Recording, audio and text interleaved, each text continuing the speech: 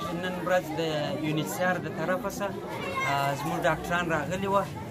دلته فری کیمپ د سرانانو د کوم نوی ماجر کیمپ چې دی په دې کې لګولی وو. په دې کې زموږ سره سایکولوژیست، ډاکټرز او میډیسن دا ټول اویلیبل وو.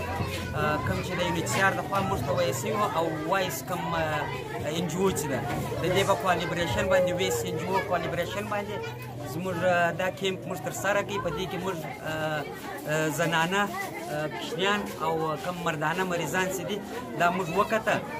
انشاءالله دا کیمپ به 2 ورځې په دې ځای کې دوام لري. سبا به موږ د دې لپاره پیشنټ ګورو او هغوی ته به دوایي هم فراهم کوو. تاسو ولیده د دې دوایي هم اویلیبل ده او زموږ کوم ویریک فارما چې ده دوی د دې هیلپ کړی وو.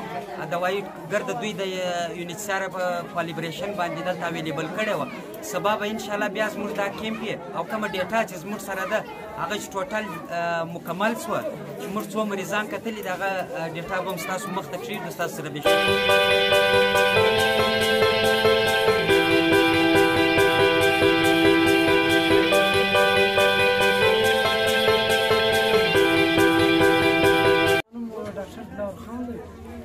دا چې دی د افغان ریفیوجیز لپاره دا کوم نوی سرانانو نوی کیمپ چې دی په دې کې موږ دا میډیکل پری میډیکل کیمپ جوړ کړی وی. په دې کې دا کوم تقریبا 60% افغان ډاکټرز د افغان ریفیوجي ډاکټرز او نور لوکل ډاکټرز دي. دا چې دی دا کیمپ د یونیسیار د طرفه څخه کارول شوی و. په دې کې میډیسن زموږ دا کوم پیشنټ چې په دې تقریبا 400 پیډیان او د 2 ورځې دپاره دی دا کیمپ. په دې کې تقریبا 400 پیشنټس وکتل او د دوی دپاره میډیسن پروواید د یونیسیار په مرسته باندې او د ویس ادارې په مالي کومک باندې.